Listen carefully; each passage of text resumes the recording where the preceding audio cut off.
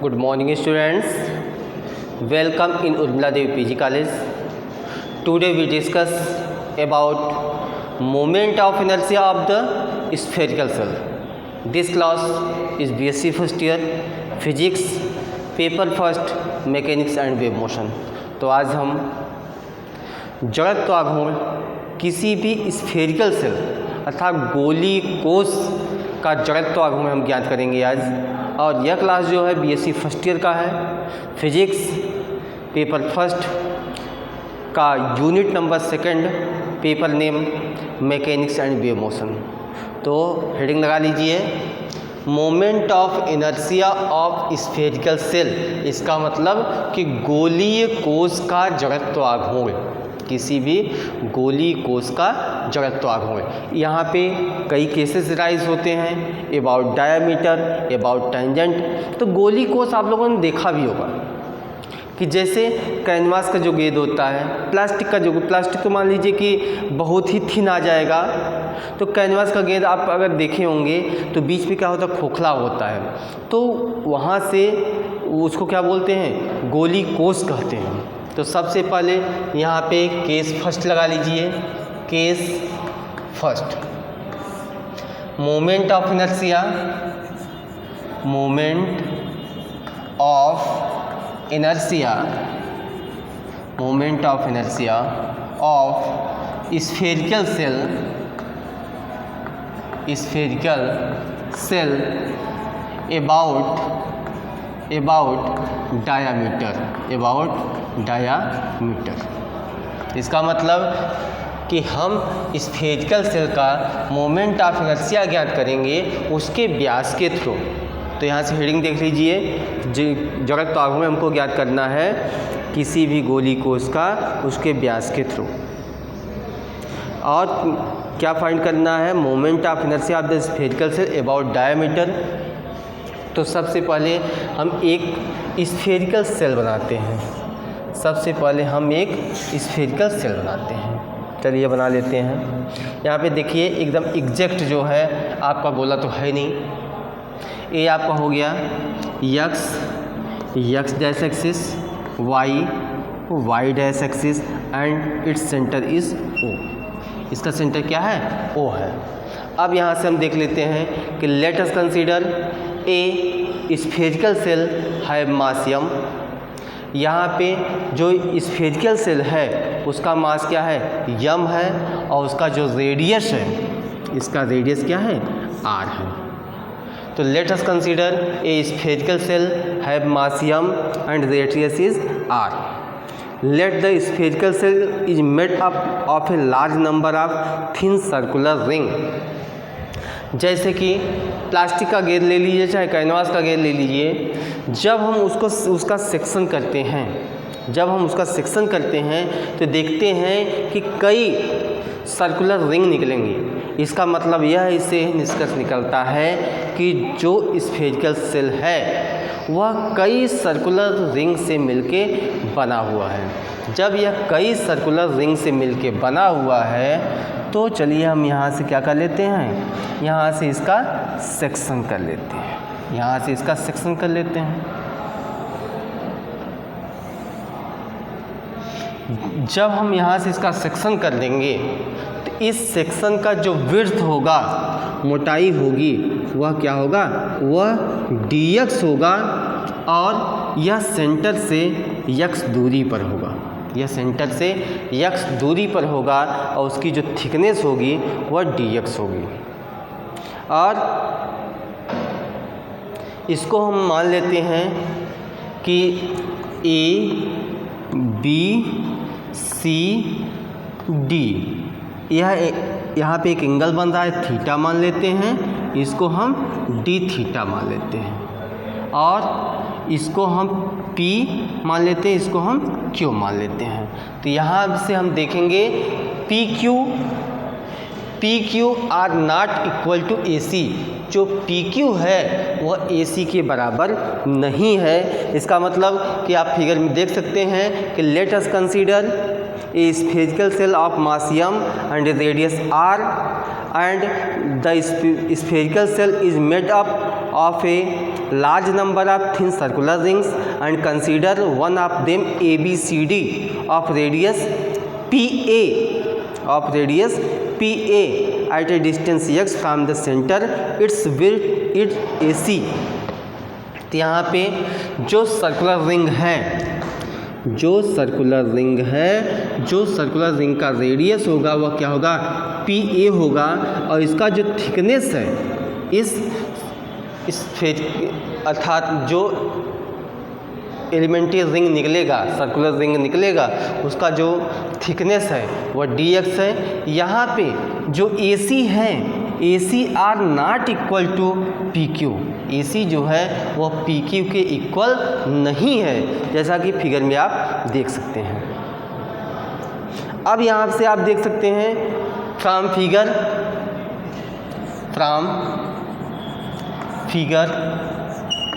We can write. अब तो इसका मतलब कि फिगर से अगर हमको देखा जाए तो सबसे पहले हम क्या निकालेंगे, radius of the circular ring. तो क्या हो जाएगा, PA इक्वल टू इसका, क्योंकि इसका रेडियस क्या है, रेडियस जो है रिंग का क्या है, PA है, इसका मतलब हो जाएगा PA इक्वल टू, और यह पूरा क्या हो जाएगा R, इसका मतलब R sine theta. PA equal to R, यह आप क्या हो जाएगी, यह आपका R होगा, यह आपका थीटा है पूरा, यह आपको पूरा क्या है, थीटा है, और इतना क्या रहा, d थीटा रहा। इसका मतलब PA इक्वल टू क्या है, R sine theta. PA equal to R sine theta है, और AC, और यहाँ से AC इक्वल टू हो जाएगा, AC equal to R d theta. क्या हो जाएगा, AC equal to R d theta. तो फिगर से आपको मिल गया from figure PA equal to R sine theta and AC equal to R d theta. अब यहाँ से हम निकाल लेंगे area of the spherical shell. The area of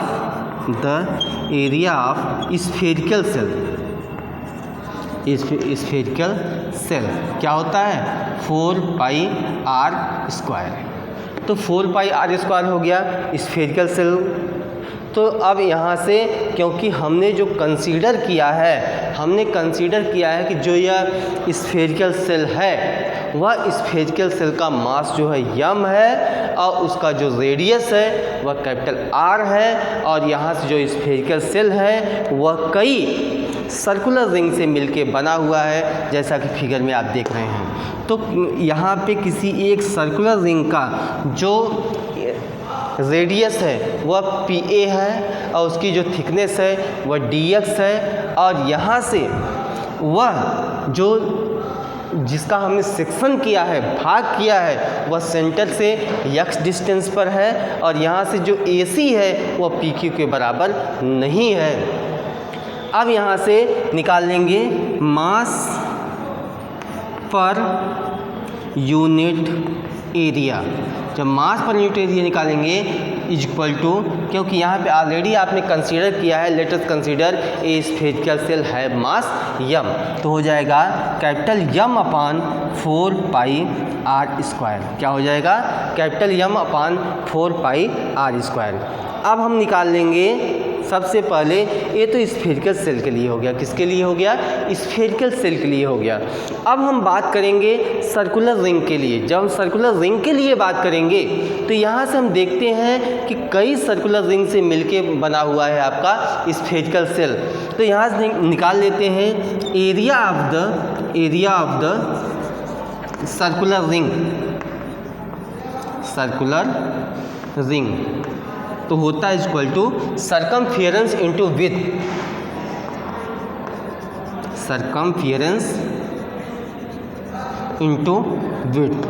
इसका मतलब ये है, सरकमफियरेंस मतलब होता है परिध गुणते आपका हो गया विड्थ मतलब चौड़ाई। अब सरकमफियरेंस परिध क्या है, 2πr होता है, तो 2 पाई इसका रेडियस क्या है, पी ए है, तो 2 पाई पी ए इंटू विड्थ क्या है, ए सी, 2 पाई पी ए इंटू ए सी। अब क्या करेंगे, अब यहाँ से जो वैल्यू मिला है उसको उठा के यहाँ पे रख देंगे। तो इसको आप नोट कर लें, फ्रॉम फिगर जो आपको मिला गया वही वैल्यू हम यहाँ पे रखेंगे। तो वही वैल्यू यहाँ पे रखेंगे तो आपको मिल जाएगा area of the circular ring. इसको आप नोट करें। तो हम आपको साइड में बता देते हैं, या फिर हम इधर आप थोड़ा साइड में देख लीजिए, क्योंकि आपको दिख भी रहा है। ये साइड में आप देख लीजिए कि अब क्या करेंगे, एरिया ऑफ रिंग, तो इसका मतलब हो जाएगा equal to 2 pi P A का स्थान क्या है, आर साइन थीटा, विड्थ क्या है, ए सी आपका है आर डी थीटा। इसका मतलब मिल गया 2 pi r square sine theta D theta. क्या मिल गया, 2 pi r square sine theta D theta. ये आपको यहाँ से मिल गया। अब जब हमको क्या मिल गया, एरिया मिल गया, किसकी एरिया मिल गया, एरिया ऑफ द रिंग हमको जब मिल गया, अब हम निकाल लेंगे मास ऑफ द रिंग। क्या निकाल लेंगे, मास ऑफ द रिंग। इसका मतलब मास पर यूनिट एरिया और एरिया ऑफ द रिंग दोनों मल्टीप्लाई कर देंगे तो जो हमको मिलेगा वो मिल जाएगा मास ऑफ द रिंग, अर्थात रिंग का मास मिल जाएगा। तो यहाँ लिख लेते हैं कि मास ऑफ द रिंग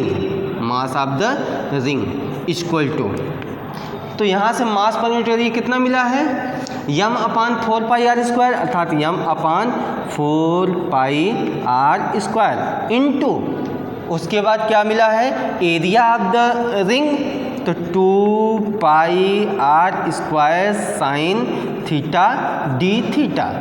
अब यहाँ से क्या कटेगा, आर स्क्वायर से आर स्क्वायर कट जाएगा, पाई से पाई कट जाएगा, 2 2 जा 4, अर्थात M by 2 sine theta D theta. क्या मिल गया, M by 2 sine theta D theta, which is the mass of the ring. ये आपको क्या मिल गया, रिंग का मास मिल गया। अब हम जानते हैं मोमेंट ऑफ इनर्शिया, जड़त्वाघूर्ण के बारे में हम जानते हैं। इसका डेफिनेशन भी हम आपको बता चुके हैं। इसका परिभाषा, the moment of inertia is a rigid body, the moment of inertia is a rigid body is defined as product of its mass and square of its distance from axis of rotation, अर्थात किसी दृढ़ पिंड का द्रव्यमान और घूर्णन अक्ष से दूरी का वर्ग का गुणनफल उस पिंड का जड़त्वाघूर्ण कहलाता है। तो यहाँ से मोमेंट ऑफ इनर्शिया का डेफिनेशन अर्थात I equal to M are square होगा। तो मास आपको यहाँ मिल गया, और रेडियस क्या है इसका, पी ए, क्या है, पी ए का स्क्वायर कर देंगे। अब इसको आप इतना नोट करें, हम उसके बाद निकालते हैं। आपको मास ऑफ द रिंग जब मिल चुका है तो किस बात की देरी है, सीधा हम निकालते हैं moment of inertia. M by 2 sine theta D theta आपको मिल गया है मास ऑफ द रिंग। अब हम निकालते हैं moment of inertia of the spherical shell, नहीं, moment of inertia of the circular ring के मोमेंट ऑफ इनर्शिया हम निकालते हैं। इसको नोट करें। अब यहाँ से देख लीजिए, हम सबसे पहले निकालते हैं, क्योंकि अभी हमने आपको बताया कि जो यह इस पूरा स्फेरिकल सेल है वह स्फेरिकल सेल कई सर्कुलर रिंग से मिलके बना हुआ है। जब कई सर्कुलर रिंग से मिलके बना हुआ है तो सबसे पहले हम क्या करेंगे, किसी एक सर्कुलर रिंग का मोमेंट ऑफ इनर्शिया हम निकाल लेंगे। जब किसी एक सर्कुलर रिंग का मोमेंट ऑफ इनर्शिया निकाल लेंगे, उसके बाद हम क्या करेंगे, होल पूरे को निकालने के लिए 0 to पाई इंटीग्रेट कर देंगे, मोमेंट ऑफ इनर्शिया हमको पूरे स्फेरिकल सेल का मिल जाएगा। अब यहाँ लिख दीजिए कि moment of inertia moment of inertia of circular ring का मोमेंट ऑफ इनर्शिया निकालेंगे तो यहाँ से हो जाएगा मास इंटू पी ए का whole square, mass into P A is the radius of circular ring.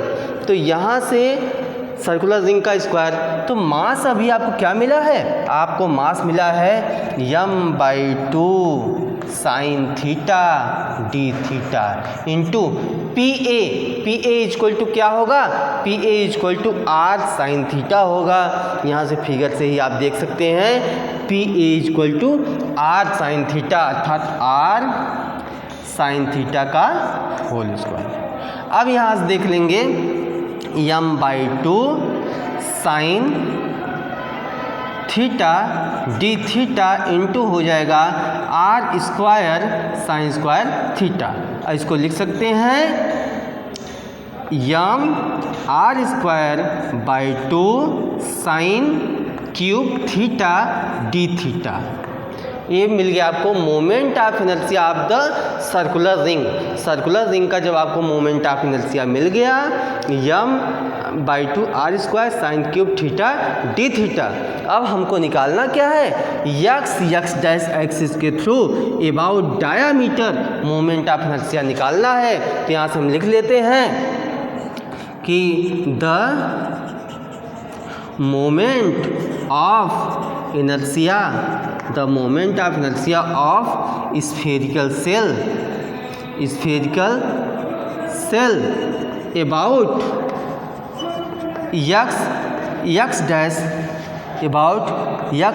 Dash axis, spherical shell about x dash axis अर्थात about diameter. जब हम अबाउट डायामीटर फाइंड करेंगे इंटीग्रेटिंग ओवर लिमिट, अब हम क्या कर लेंगे इंटीग्रेटिंग ओवर लिमिट। अब यहाँ से हम क्या करेंगे, moment of inertia of the spherical shell about x dash axis integrating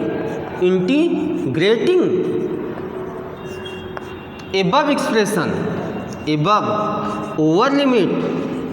over limit x equal to मतलब कि theta equal to 0 to theta equal to पाई।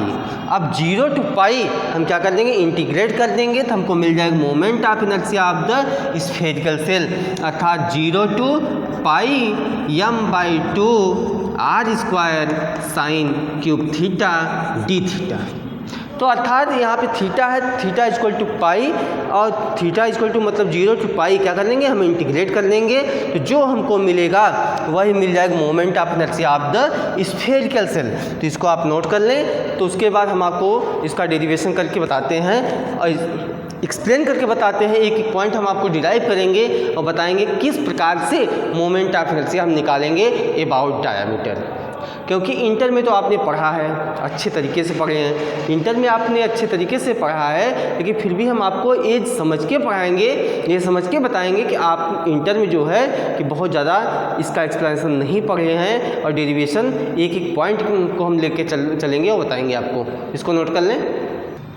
यहाँ से देखिए कि आपको मिल गया I equal to 0 to pi m/2 sine cube theta D theta. अब ये हो जाएगा I इक्वल टू यहाँ से m/2 बाहर हो जाएगा, ये हो गया 0 टू पाई।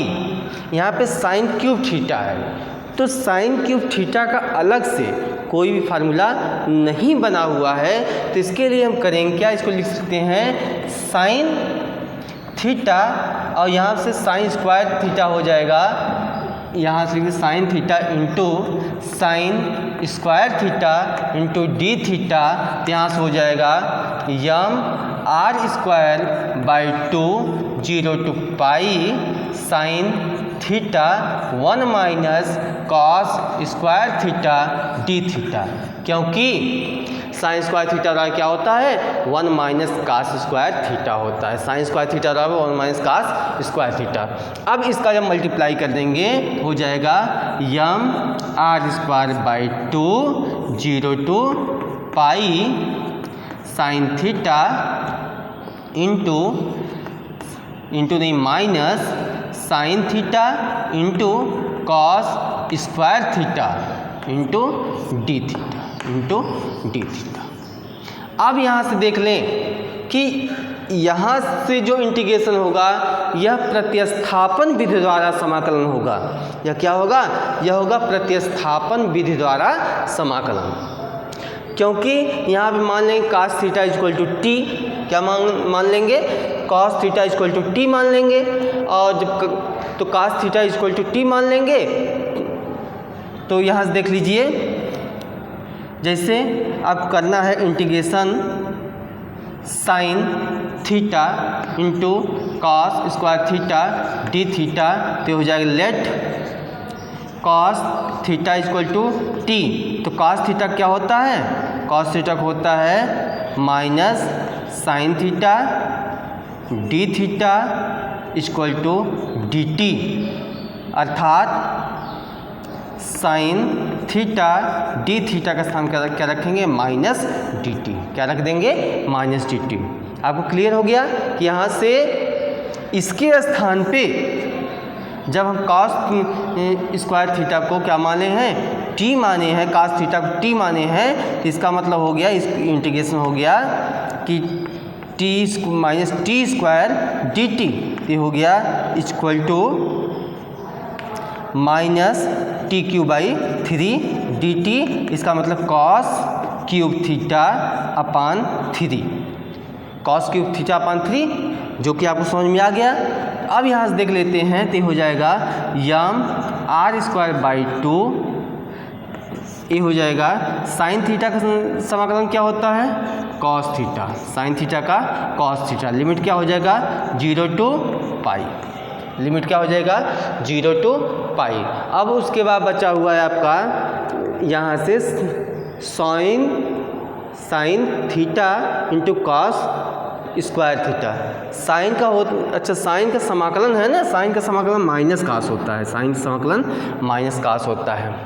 अब यहाँ से हो जाएगा plus cos cube theta by 3, limit हो जाएगा 0 टू पाई। एक यहाँ से कैसे हो गया है? ये ऐसे हो गया, इसको हमने यहाँ विस्तार में आपको बताया है। यह प्रतिस्थापन विधि द्वारा समाकलन होगा इसी प्रकार से, क्योंकि यहाँ पे कॉस थीटा को आप टी मान लेंगे, तो कॉस थीटा का अवकलन होता है minus sine theta D theta equal to D t. तो sine theta D theta equal to minus D t हो जाएगा equal to minus T square D t. तो यहाँ से minus t cube by 3 D T, ये d t नहीं होगा कि minus t cube by 3 equal to हो जाएगा, क्योंकि यहाँ से टी इक्वल टू हमने क्या माना था? कॉस थीटा माना था। तो हो जाएगा आपका minus cos cube theta by 3। वही वैल्यू हम उठा के यहाँ पे रख दिए। जब वही वैल्यू हम उठा के यहाँ पे रख दिए, अब क्या लिमिट होगा? 0 टू पाई। 0 to pi. अब क्या होता? अपर लिमिट माइनस लोअर लिमिट। इसको आप नोट कर लें, तो हम आप लिमिट रख के बताते हैं किस तरीके से होगा। अब वैल्यू रखिए। अगर आप लिमिट रखते हैं तो यम आर स्क्वायर बाई 2, ये हो गया माइनस, इसको यहीं छोड़ दीजिए। Upper limit minus lower limit, तो cos pi minus cos 0 plus 1/3, यहाँ से हो जाएगा cos cube pi minus cos cube 0, ये हो गया। अब कॉस पाई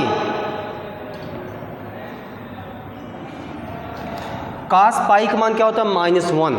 cos 180 मान -1, माइनस प्लस, प्लस माइनस मतलब माइनस माइनस प्लस, यहाँ भी माइनस माइनस प्लस, ये हो जाएगा यम आर स्क्वायर बाई 2। तो यहाँ से हो जाएगा कि +1 +1, यहाँ से प्लस, तो यहाँ क्या है? कॉस क्यूब थीटा है। जब कॉस क्यूब थीटा है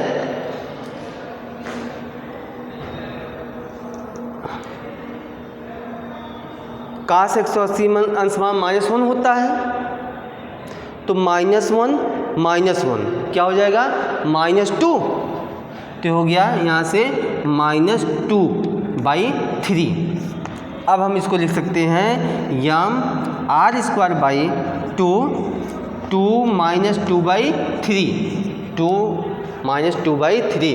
तो यहाँ देख लें आपको मिल जाएगा I = Yama r²/2 Yama r²/2 3 2 जा 6 6 में से 2 गए 4, इसका मतलब इंटू 4/3, तो हो गया 2 2 जा 4, तो अर्थात 2/3 यम r², ये मिल गया आपको I = 2/3 m r², which is the moment of inertia of the spherical shell about diameter. इसको सॉल्व करने के बाद आपको मिला है I = 2/3 यम r², क्योंकि यह यहाँ से हमने लिमिट रखा, लिमिट रखने के बाद सॉल्व किया, I = मिला 2/3 यम r²। यह जो रिजल्ट मिला है यह है moment of inertia of the spherical cell, किसी गोली कोश का जड़त्व आघूर्ण अबाउट डायामीटर, उसके व्यास के थ्रू हमको मिल गया मोमेंट ऑफ इनर्शिया। तो इसको आप नोट कर लें, I = मिला है 2/3 यम r²। उसके बाद हम नेक्स्ट केस पे चलते हैं, नेक्स्ट केस के बारे में चर्चा करेंगे। तो यहाँ से एक एक पॉइंट को ध्यान में रखते हुए आपको बताया गया है, एक एक पॉइंट को ध्यान में रखते हुए आपको बताया गया है, इसको आप नोट कर लें, एक एक पॉइंट को समझ लें। कोई प्रॉब्लम हो तो आप कमेंट भी कर सकते हैं, और इसका जो नोट्स होगा कॉलेज के ऐप पे अवेलेबल रहेगा, वहाँ से आप इसको नोट कर सकते हैं। इसको पास करके भी आप नोट कर सकते हैं, हम इसको इरेज कर रहे हैं। सेकंड केस आप देखें, फर्स्ट केस आपका हो गया moment of inertia of the spherical shell about diameter. Second case है, हेडिंग लगा लीजिए, case second, moment of inertia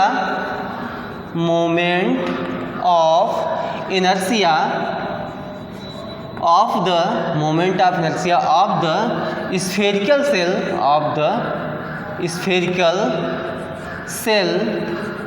about diameter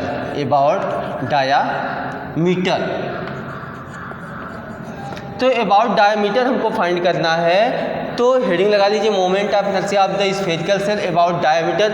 तो सबसे पहले हम क्या बनाते हैं, एक स्फेरिकल सेल बनाते हैं। चलिए एक स्फेरिकल सेल बना लिए। अभी हमने फाइंड किया है moment of inertia of the spherical shell about diameter find किए हैं। वाई डैश है, इसका सेंटर O है, इसका रेडियस क्या है, R है।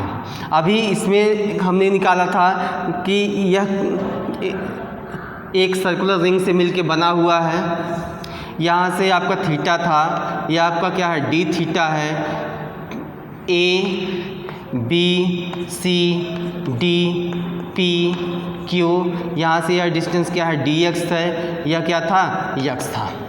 अब यहाँ से यह तो है moment of inertia of the spherical shell about diameter, तो M I moment of inertia of spherical shell about diameter आपको मिला है I = 2/3 m r²।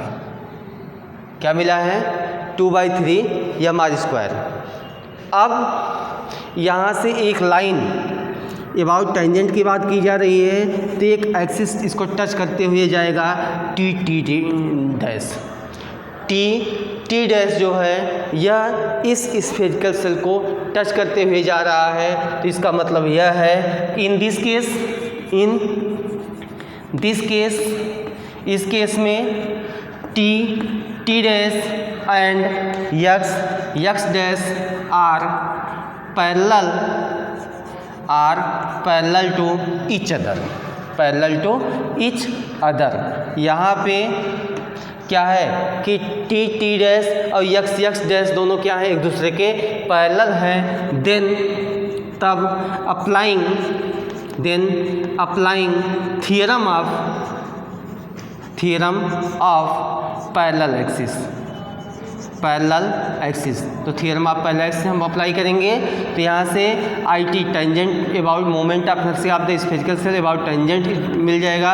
Moment of inertia of the spherical shell about diameter plus M R square, यहाँ से मिल गया आपको 2/3 M R square plus M R square आपको पहले से है, तो ये मिल जाएगा 5/3 यम आर स्क्वायर। तो मिल गया moment of inertia of the spherical shell about tangent 5/3 M R square.